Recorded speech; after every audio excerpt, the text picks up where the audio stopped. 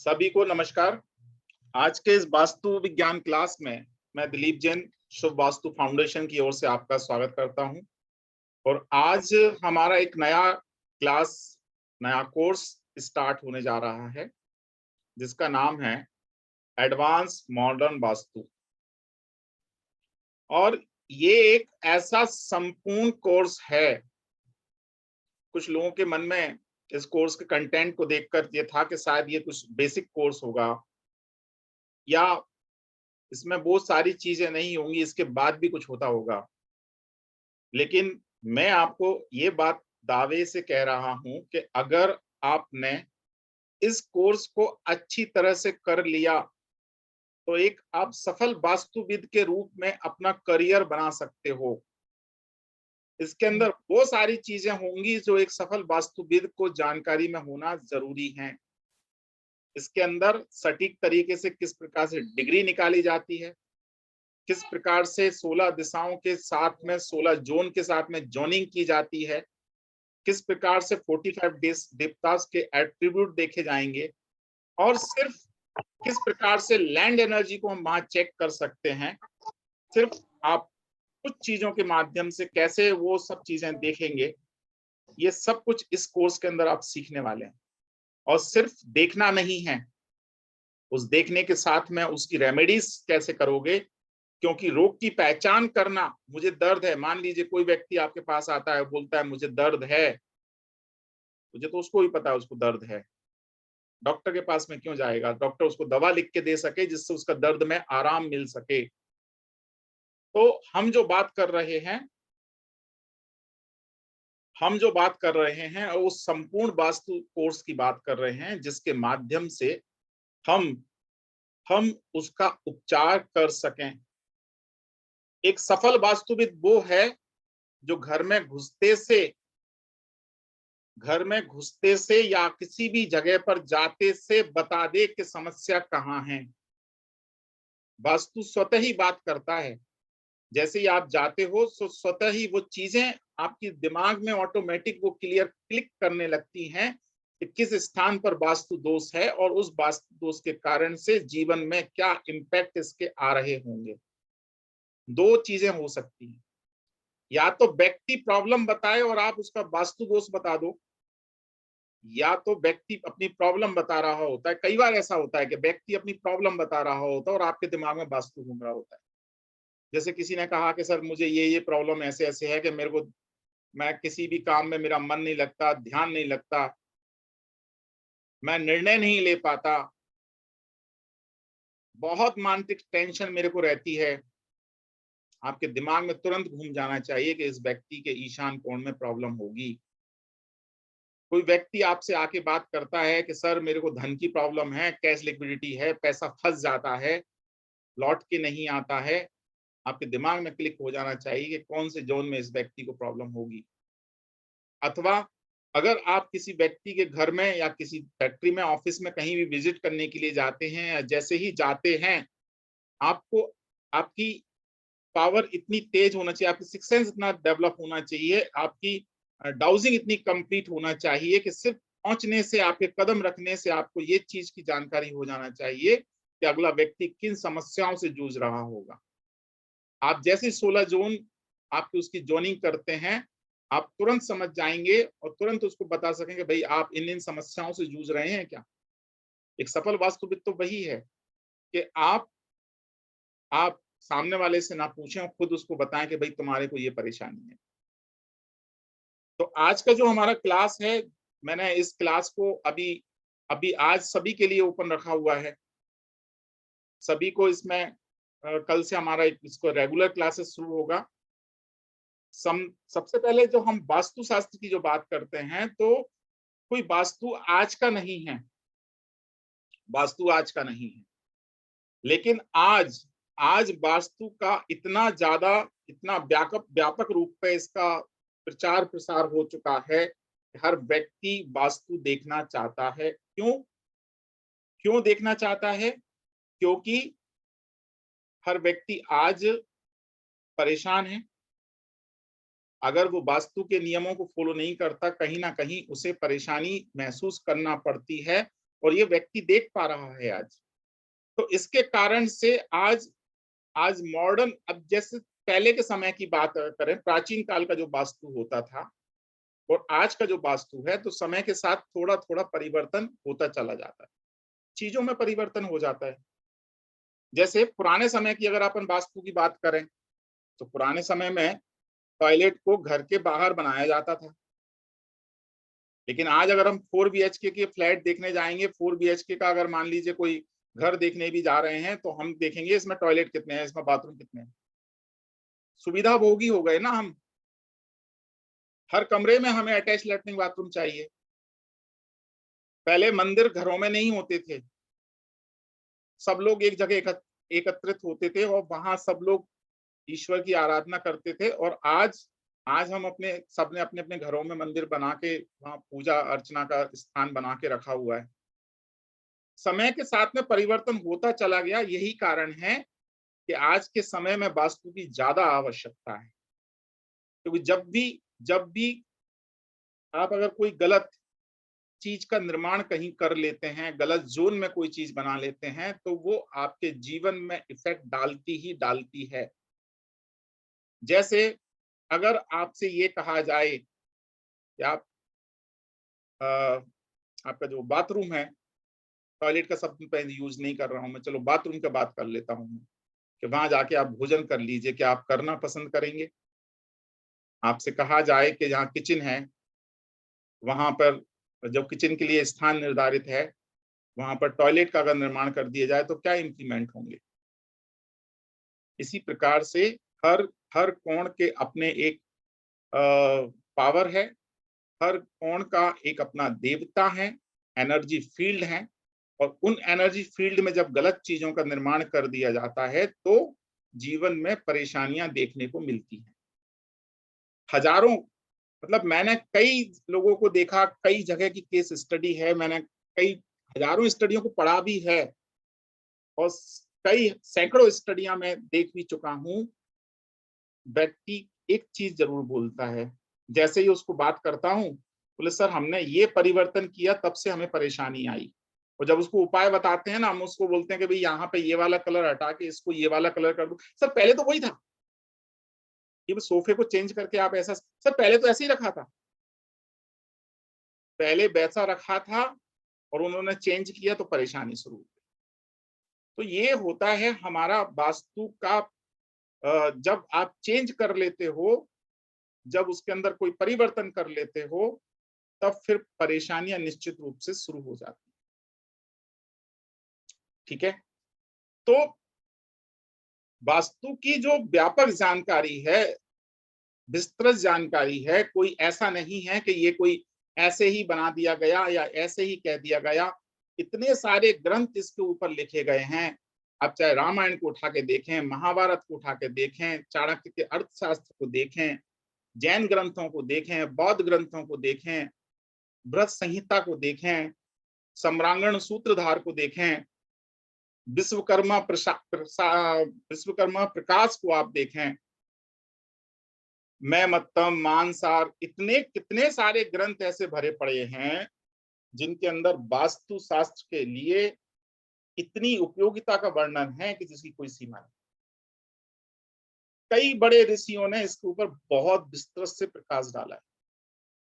ठीक है, और जैन दर्शन के अनुसार देखा जाए तो, जैन दर्शन के अनुसार देखा जाए तो जो प्रथम तीर्थंकर भगवान आदिनाथ थे, उनके चौथे पुत्र जो हैं, उनको जो हमारे विश्वकर्मा हैं, उनको चौथे पुत्र की संज्ञा दी गई।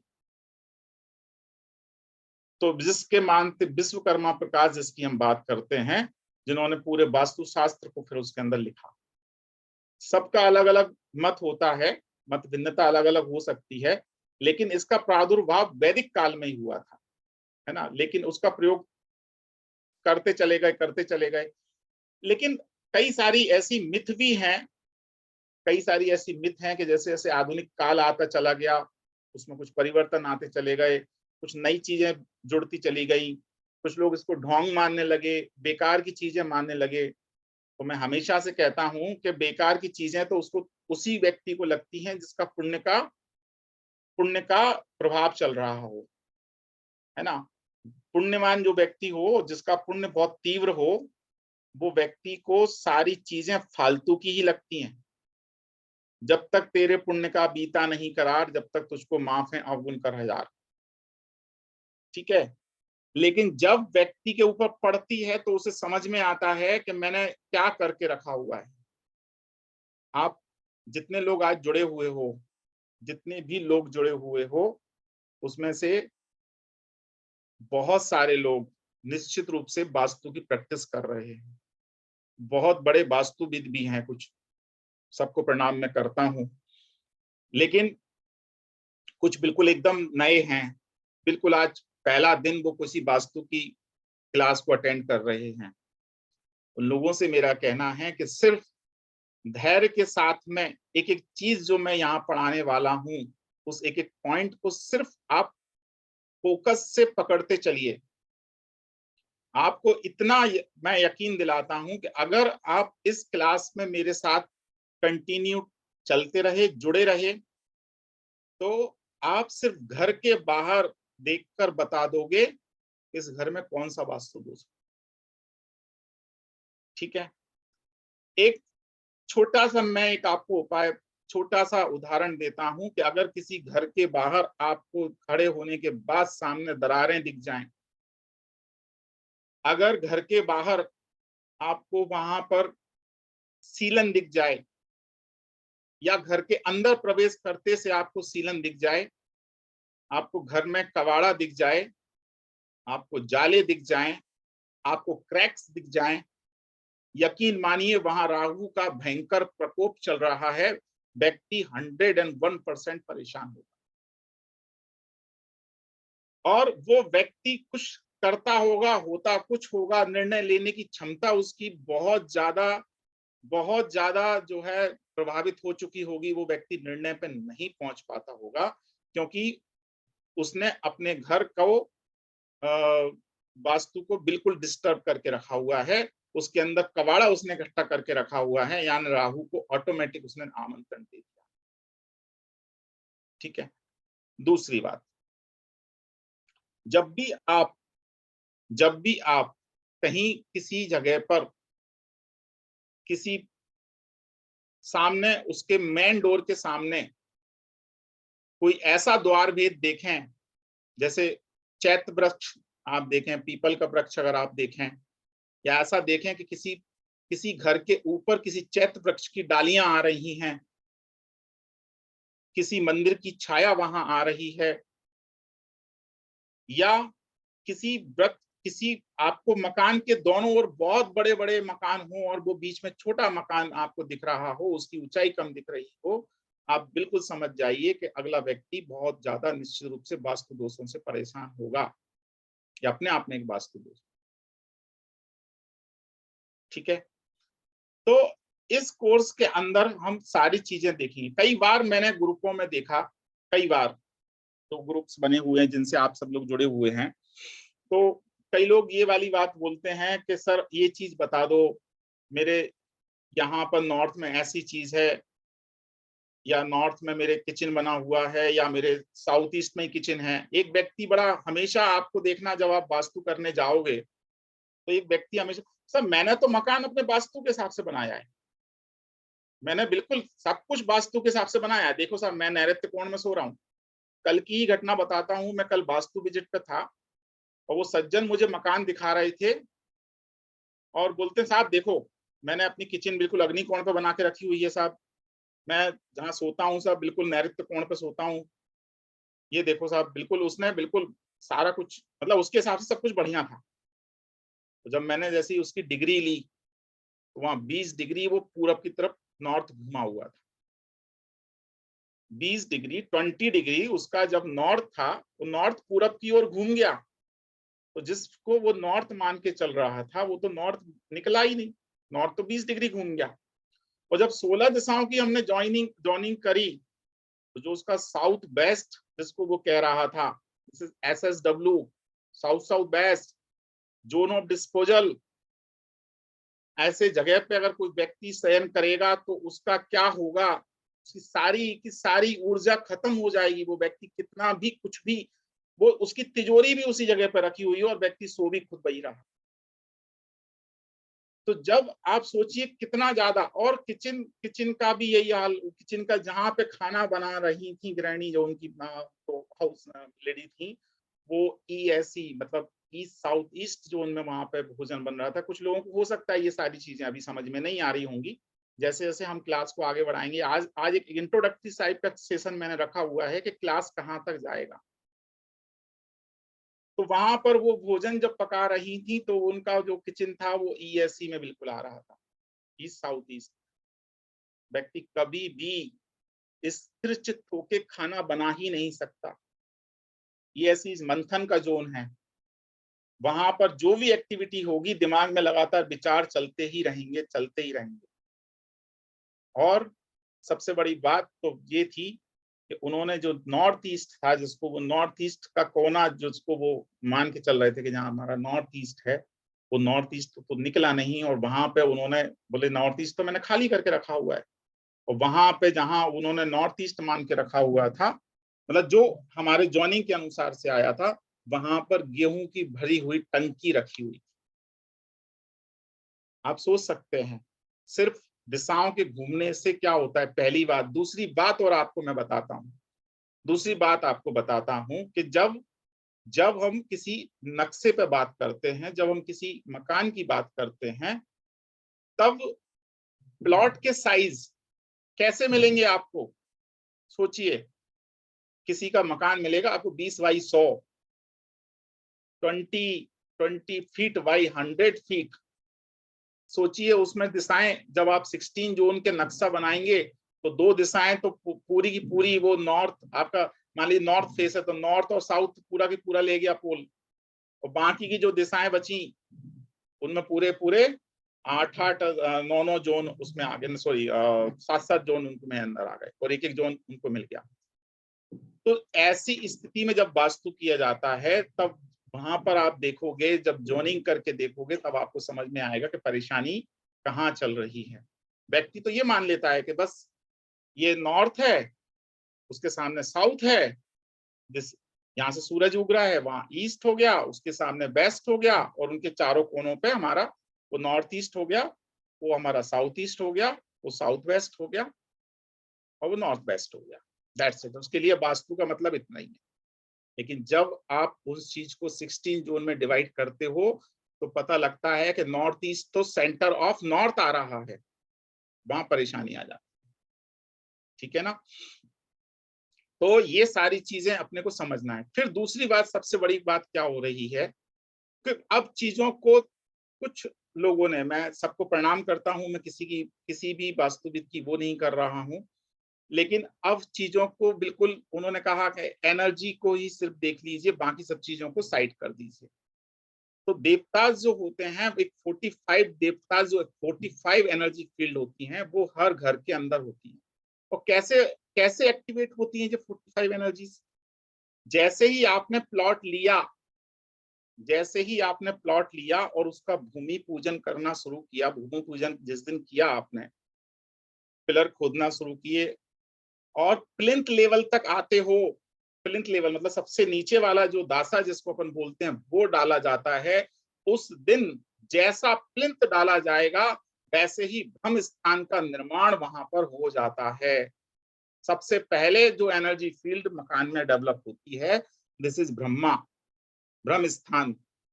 और वो ब्रह्म स्थान कैसे डेवलप होगा, अगर आपका प्लिंथ बीम, अगर प्लिंथ बीम आड़ा टेढ़ा गलत दिशाओं में, मान लीजिए कोई दिशा कटी हुई है, कोई दिशा बड़ी हुई है, और जिस प्रकार का प्लिंथ बीम डाला जाएगा उसके हिसाब से वहां पर ब्रह्म स्थान का निर्माण हो जाएगा, सबसे पहली बात।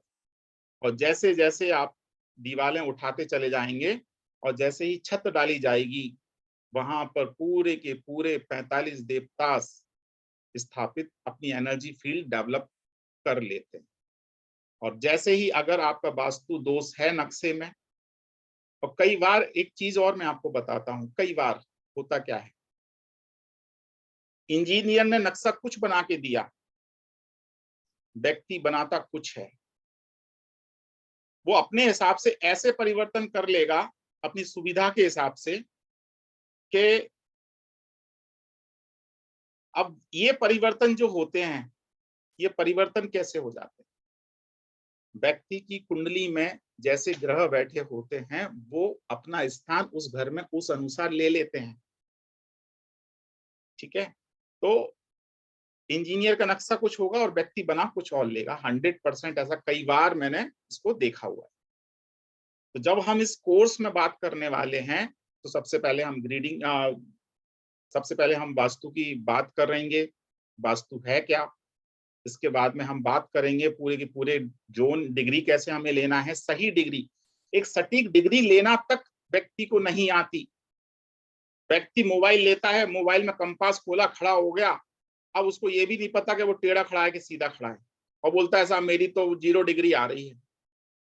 डिग्री कैसे लेना है ये तक नहीं पता लोगों को सही ढंग से। तो मैं आपको बताऊंगा जियो टैग कैसे करते हैं, गूगल की लोकेशन से डिग्री कैसे लेते हैं। आप दुनिया में कहीं भी, दुनिया की किसी भी जगह की आप डिग्री लेना, आप इस कोर्स के माध्यम से आप सीख जाएंगे कि कैसे सटीक डिग्री ली जाती है, और सटीक डिग्री लेने के बाद में किस प्रकार से जोनिंग की जाती है, और किस प्रकार से फिर पंच तत्वों का संतुलन वहां पे किया जाता है, क्योंकि पूरी सृष्टि का निर्माण ही पंच तत्वों से हुआ है।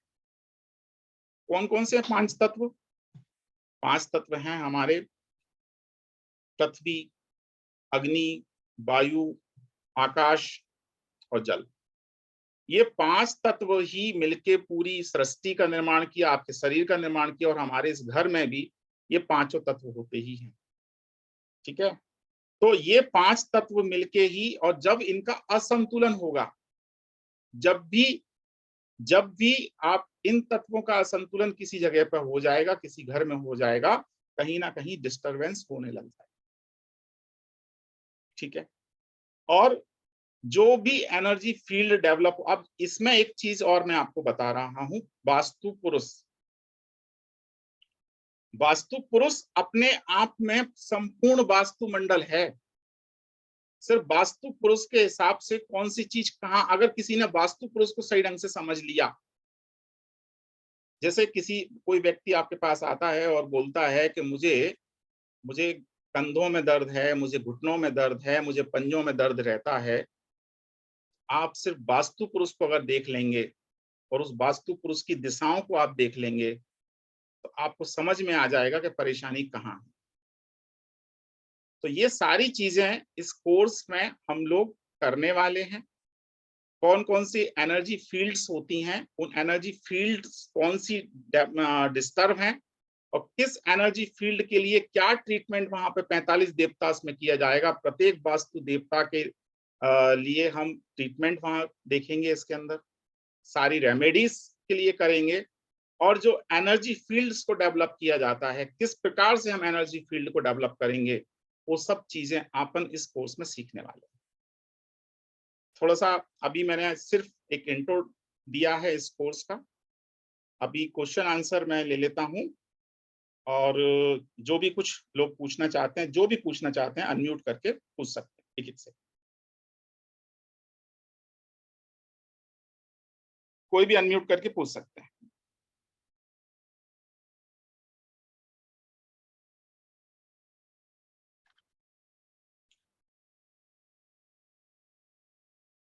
किसी को कुछ पूछना है अभी के बाद में? कुछ जाते जाते वास्तु टिप आपको दे देता हूँ। हाँ, बताइए हर्षित जी, कुछ पूछ रहे हैं क्या?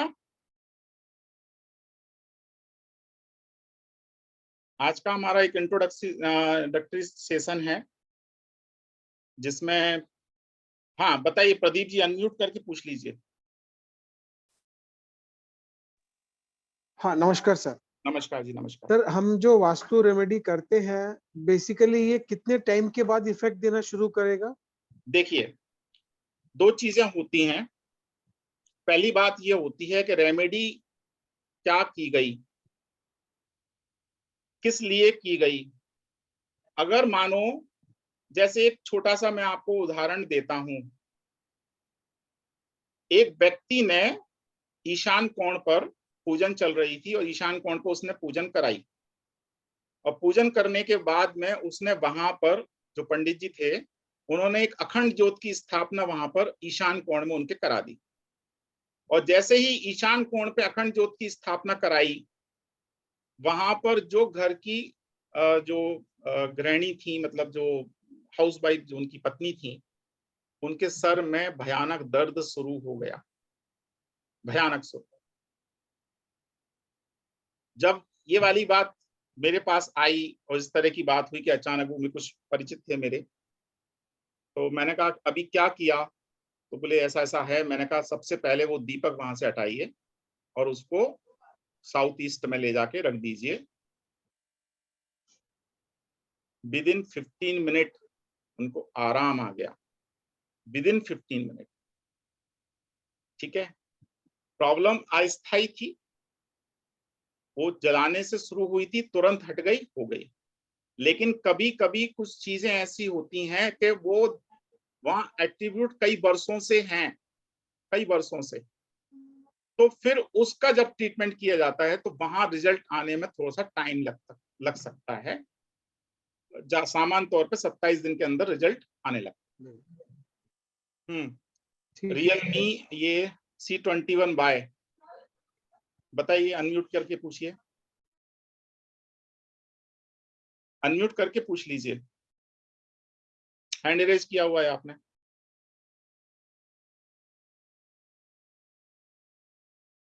जी पूछिए। हम इस कोर्स के अंदर बिना तोड़फोड़ का वास्तु करने वाले हैं। किसी भी तरह की कोई तोड़फोड़ नहीं होगी।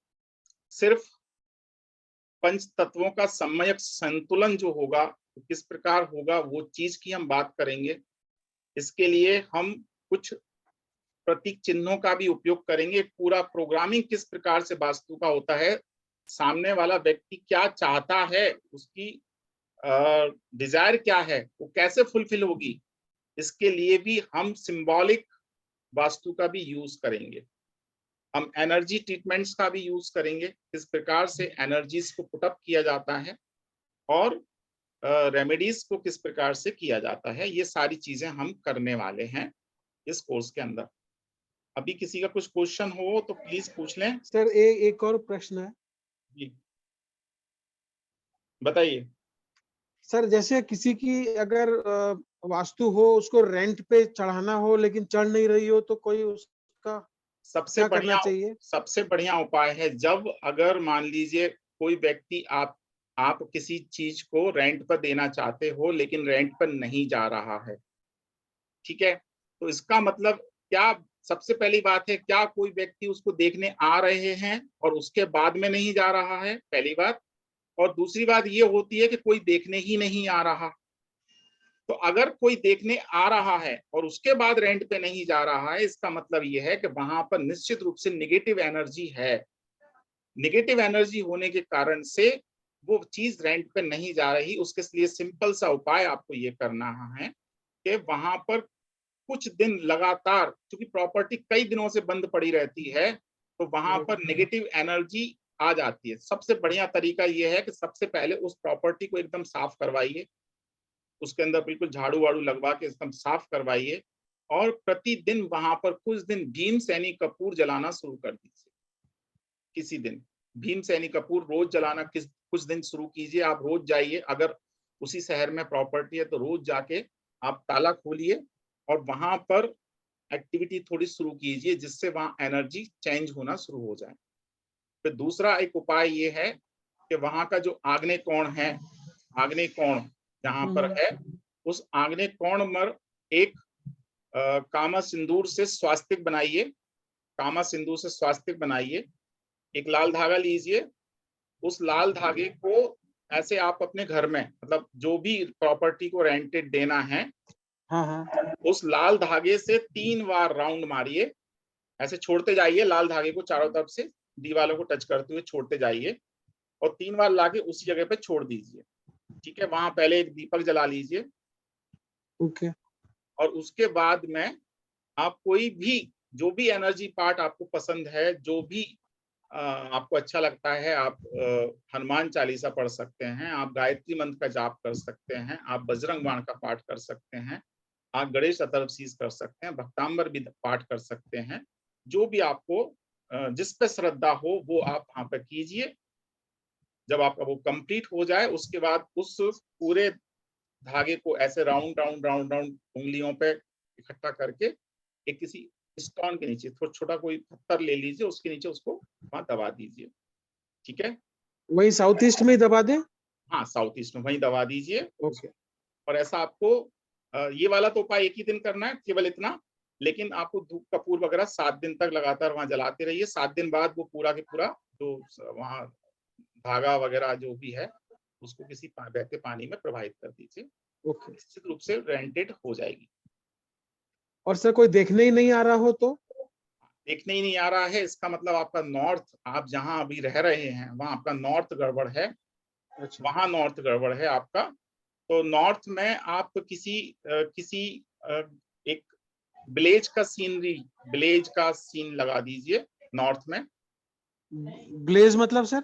विलेज मतलब गांव की सीनरी लेके आप अपने अच्छा। नॉर्थ में लगा दीजिए। ओके।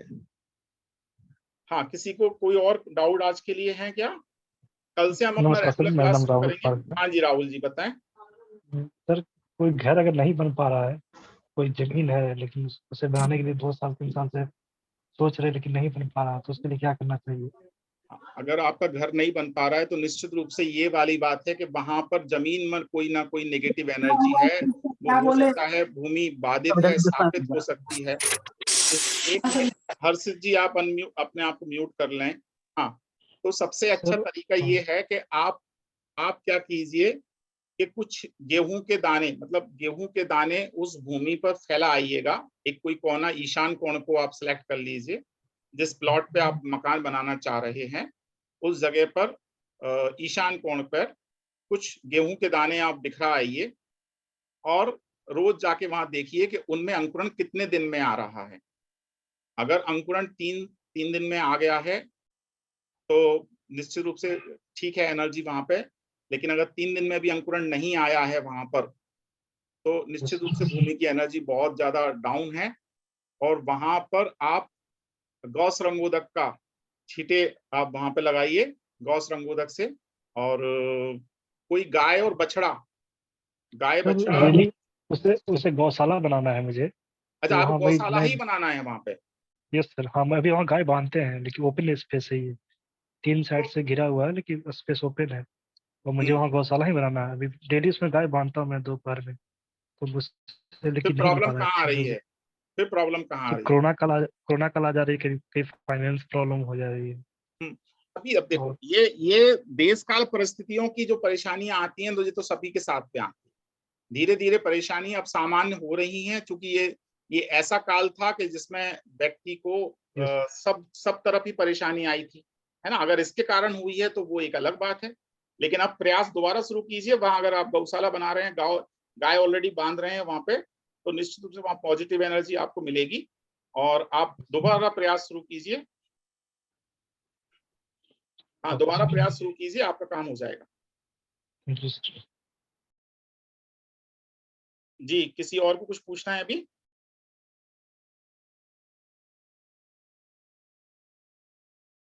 कल से हमारा रेगुलर क्लास शुरू होगा। अगर कुछ लोग काफी लोगों ने तो इसमें ज्वाइन कर लिया है, बहुत जिन्होंने नहीं ज्वाइन किया है और वो लोग ज्वाइन करना चाहते हैं तो अपना फीस वो डिपॉजिट कर सकते हैं। और कल से हम रेगुलर इसका क्लास शुरू करेंगे। और तब तक के लिए सभी को, आज के लिए तो हम विदा लेते हैं। सभी को नमस्कार, जय श्री राम। नमस्कार।